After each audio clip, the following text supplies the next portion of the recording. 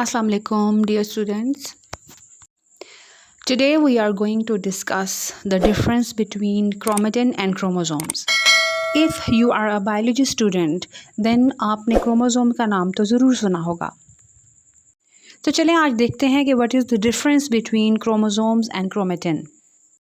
Okay, then let's start with chromatin. It is also called as the chromatin material. Chromatin is basically the material of which the chromosomes are composed.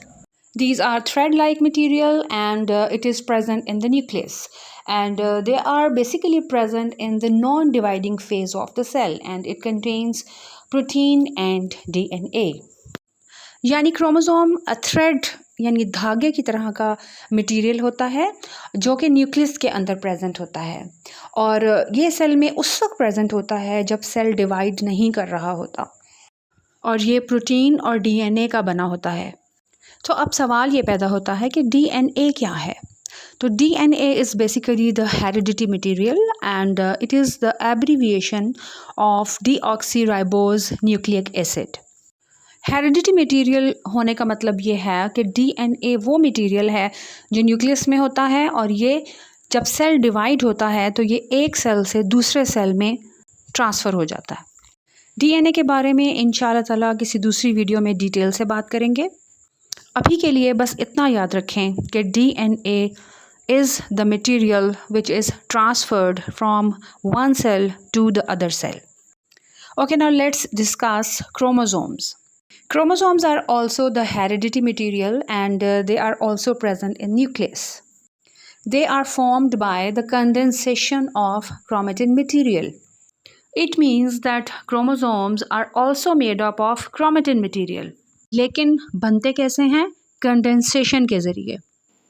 चलो देखते हैं condensation क्या होती है. Let's take an example of thread.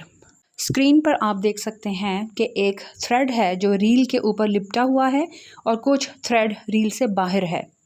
जो thread reel से बाहर है वो कंडेंस नहीं है, लेकिन जो थ्रेड रील के ऊपर लिपटा हुआ है वो कंडेंस्ड है. Okay, so next point is that chromosomes are made up of DNA and proteins and they are visible only during cell division.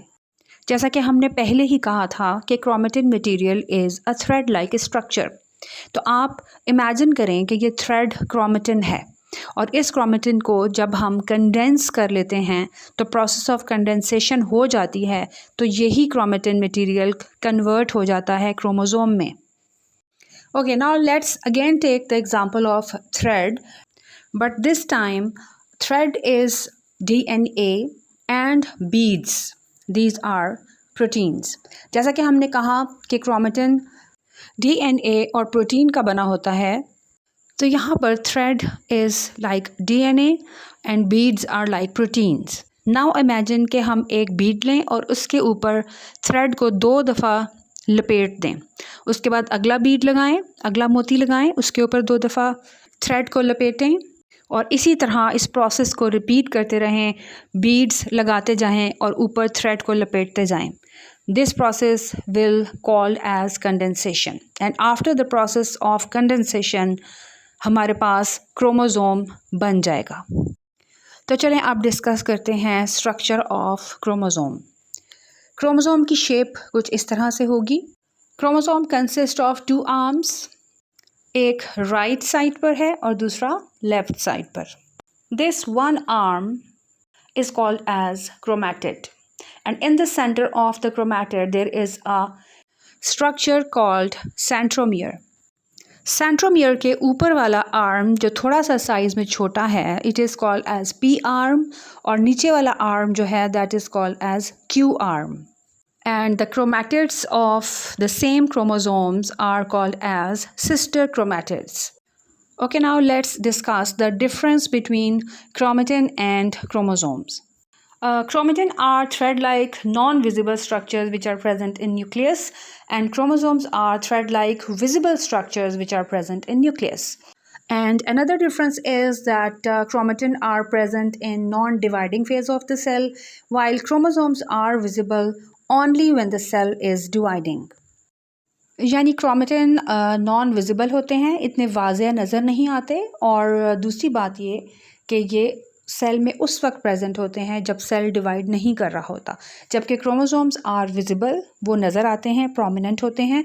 और ये कब प्रेजेंट होते हैं? जब सेल डिवाइड कर रहा होता है।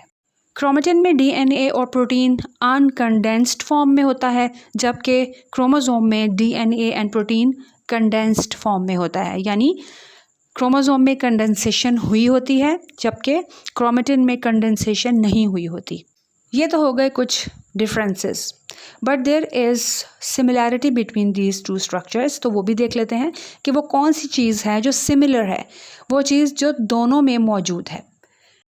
तो नंबर 1 तो ये है कि both of these are the heredity material, and number 2 they are found in the nucleus, and number 3 is that they are composed of DNA and protein.